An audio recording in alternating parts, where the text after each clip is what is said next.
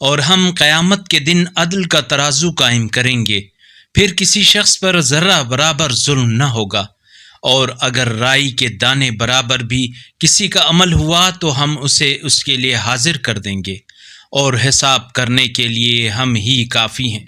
اور بتحقیق ہم نے موسیٰ اور ہارون کو فرقان اور ایک روشنی اور ان متقین کے لیے نصیحت عطا کی جو بن دیکھے اپنے رب سے ڈرتے رہے اور قیامت سے بھی خوف کھاتے ہیں۔ اور یہ قرآن ایک مبارک ذکر ہے جسے ہم نے نازل کیا ہے، کیا تم اس کے بھی منکر ہو؟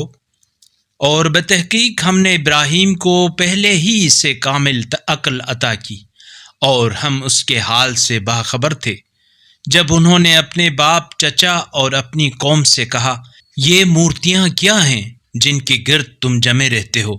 کہنے لگے، ہم نے اپنے باپ دادا کو ان کی پوجا کرتے پایا ہے۔ ابراہیم نے کہا، یقیناً تم خود اور تمہارے باپ دادا بھی واضح گمراہی میں مبتلا ہیں۔ وہ کہنے لگے، کیا آپ ہمارے پاس حق لے کر آئے ہیں یا بےہودہ گوئی کر رہے ہیں؟ اگر اس قرآنی کلپ نے آپ کے دل کو چھو لیا ہے تو براہ کرم چینل کو سبسکرائب کر لیجئے اور بیل آئیکن کو دبا دیجئے۔ اللہ نور السماوات والارض، اللہ آسمانوں اور زمین کا نور ہے۔